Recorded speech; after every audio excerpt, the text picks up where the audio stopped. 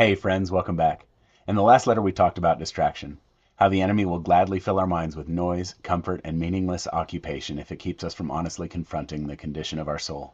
But in letter 13 something changes. The patient begins drifting back toward the Father, not dramatically, just a little, and Screwtape is furious. He delivers Wormwood a serious tongue lashing for allowing this. Because after all the quiet corruption, all the distraction, all the slow numbing of the soul, something detrimental to his cause happens. The patient experiences real pleasure, not sinful pleasure, not empty distraction, a good thing. And Screwtape understands something very well. Real joy has the power to wake people up. So let's get into it.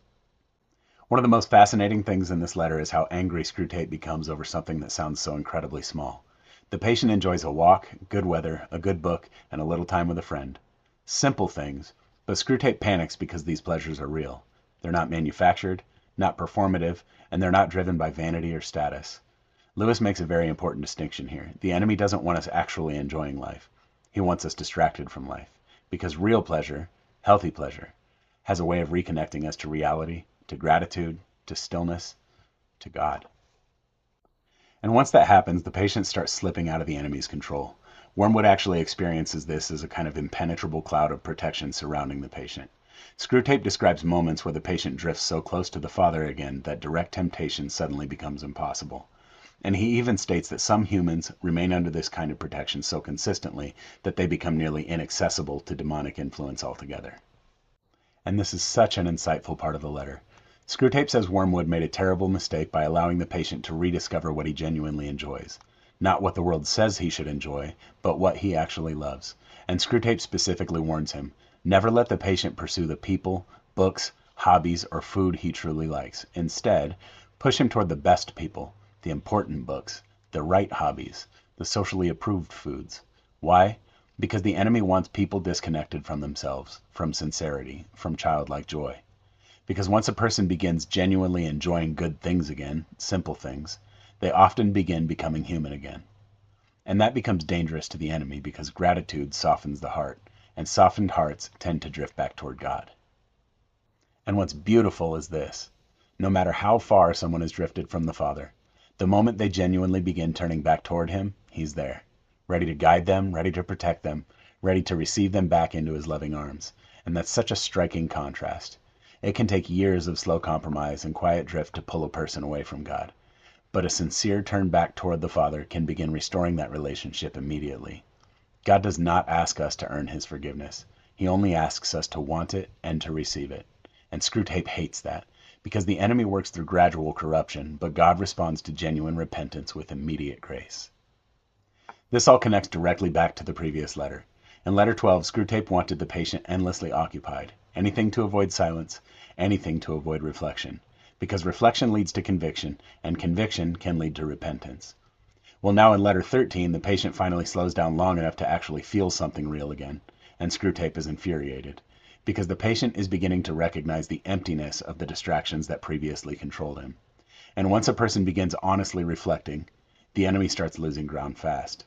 That's why Screwtape says it's perfectly acceptable for someone to think about repentance, as long as it never becomes action. A person can discuss it, analyze it, debate it. He can even write a book about it, as long as it never changes his will. And that's such a hauntingly modern idea because sometimes we use knowledge as camouflage. We talk about spiritual things so fluently that others assume we must actually be living them out, when in reality, we're distracting ourselves from conviction. But Jesus confronted this exact type of spirituality in the Pharisees. He called them whitewashed tombs, clean on the outside, knowledgeable, respectable, religious looking, but inwardly filled with death and decay. Lewis is warning us here. Awareness is not transformation. Talking about repentance is not repentance. Knowing truth is not the same as surrendering to it. What makes Screwtape so furious in this letter is that all of his previous work is unraveling, not through dramatic revival, not through emotional hype, but through small movements back toward reality. A good meal, an honest moment, a walk outside, real friendship, a sincere prayer. And this is one of the most hopeful themes in the entire book. We don't drift back toward God only through grand spiritual moments. Sometimes it begins one degree at a time, one honest prayer, one surrendered thought, one quiet moment of sincerity. And the enemy knows just how dangerous that is, because once a soul begins genuinely turning back toward the Father, even slowly, and moves back under his protection. The chains that once felt normal begin loosening. Ultimately, this letter forces us to ask a difficult question. Do we truly want God, or merely the appearance of spirituality? Because it's possible to discuss, study, post, or even teach about truth while still protecting the very things God is asking us to surrender. But repentance changes the will. It stops negotiating with sin. It stops managing appearances, and instead it says, Father, I want what you want for me, not my will but yours. That's the moment the enemy loses control. Not when we appear spiritual, but when we truly begin moving back to God.